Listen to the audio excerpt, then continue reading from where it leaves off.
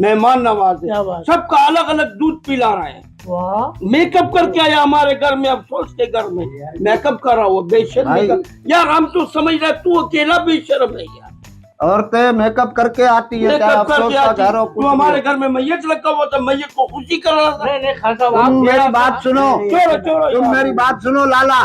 अगर तुम मेरी असल औरत देख लोगे ना, खुदा की कसम मुझे कभी भी अपने गली में भी रहने नहीं दोगे, इसलिए मेकअप करा के लाया मैं। हाय हाय उसमें ही पैसे लगाए। देखो मेरा बात सुनो, हम दूसरों की माँ बहन नहीं देखता। हाँ, खाना ले आओ खान साहब, खाना ले आओ, ये सबको मैं लाया हूँ। ये गूंगे को क्यों लेकर आए? ये बात नहीं कर रहा, इशारे कर रहे हैं। अभी सारा मोहल्ले का गूंगा ले आओ फिर।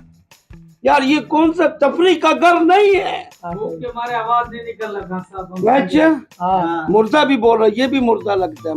ये तफरी का घर नहीं है, मैयत का घर है। चाचा यकीन करो कि एक हफ्ते में हमारा 2 लाख रुपए से ज्यादा खाने में